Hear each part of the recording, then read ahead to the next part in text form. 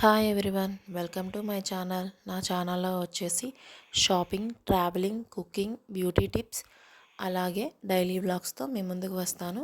ఈరోజైతే నేను బఠానీ చాట్ చేసుకున్నాను. అది ఎలా చేసుకున్నాను అనేది మీ అందరికీ చూపిస్తాను. ఇక్కడ వచ్చేసి ఒక కప్పు బఠానీలు, ఒక గుప్పెడు కాబూలీ చెన నానబెట్టేసుకున్నాను. ఒక 6 అవర్స్ ముందు నానబెట్టేసుకొని అవి బాగా కడిగేసుకొని కుక్కర్లో పెట్టుకున్నాను. ఆ గింజలు అనేవి మునిగేంత వరకు నీళ్ళు పోసుకున్నాను. నీళ్ళు పోసుకొని రుచికి సరిపడా ఉప్పు వేసుకున్నాను. ఇక్కడ ముందుగానే వేసేసుకోవచ్చు, బాగానే ఉడుకుతాయి. రుచికి సరిపడా ఉప్పు, కొంచెం పసుపు వేసుకున్నాను. ఇక్కడ నేను వచ్చేసి బంగాళదుంపలను కూడా వేసుకున్నాను. అది వీడియో తీయటం మర్చిపోయాను.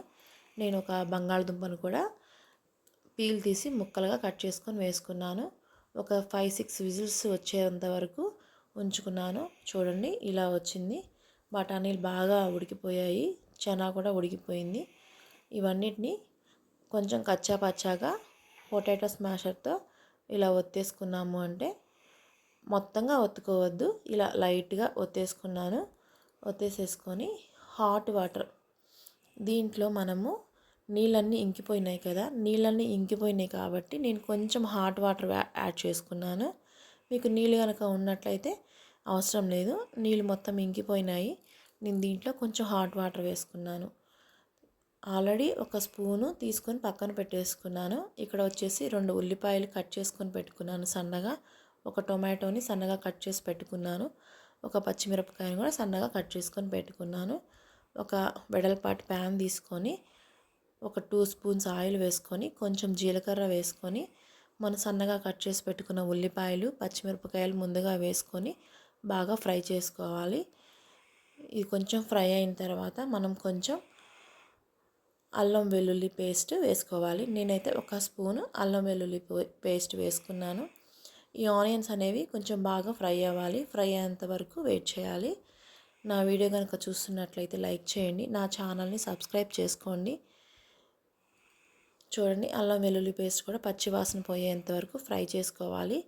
ఇవంతా ఫ్రై అయిన తర్వాత మనం కట్ చేసి పెట్టుకున్న టొమాటోస్ని కూడా యాడ్ చేసుకోవాలి.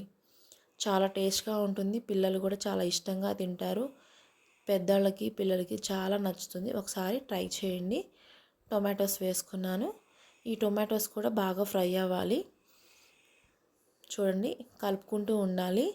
కలుపుకుంటూ ఇక్కడ వచ్చేసేసి రుచికి సరిపడా ఉప్పు కూడా వేసుకోవాలి.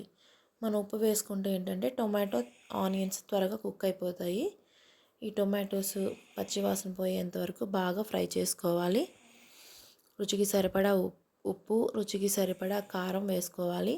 నేను ఇక్కడ మా పిల్లలు చిన్నపిల్లలు కాబట్టి కారం తక్కువగా వేసుకున్నాను. మీరు కారం ఎక్కువగా తినే వాళ్ళైతే కొంచెం కారం ఎక్కువగానే వేసుకోవచ్చు.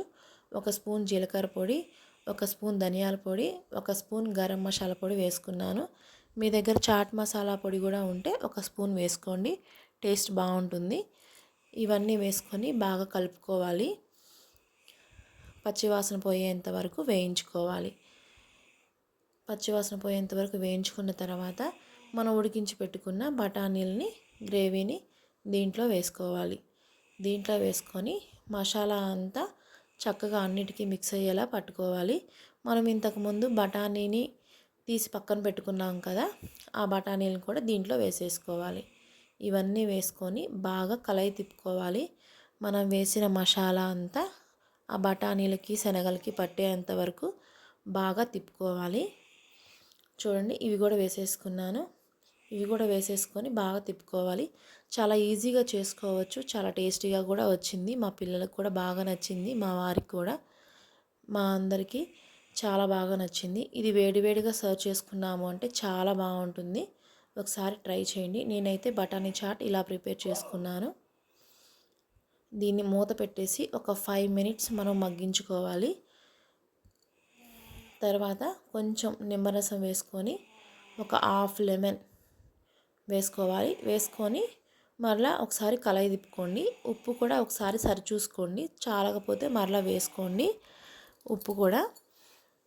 ఇవన్నీ వేసుకొని కలయి తిప్పుకొని మరలా ఒక 2 మినిట్స్ మూత పెట్టి మగ్గించుకోవాలి. చూడండి, ఈ విధంగా వాటర్ అంతా పైకి వచ్చేస్తుంది.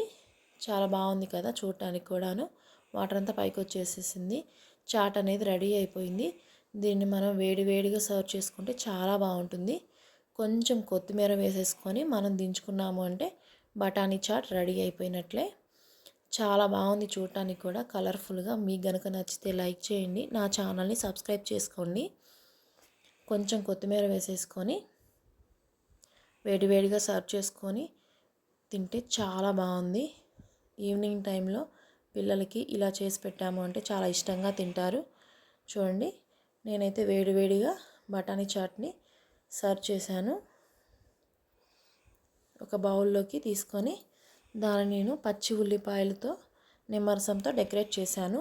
మీ దగ్గర సన్న కారపూస కానీ బూందీ కానీ లేదా ఏదైనా చిప్స్ కానీ క్రష్ చేసి వేసుకుంటే చాలా బాగుంటుంది. బఠానీ చాట్ అనేది రెడీ అయిపోయింది. మీకు గనుక నచ్చితే లైక్ చేయండి, నా ఛానల్ని సబ్స్క్రైబ్ చేసుకోండి. Thank you.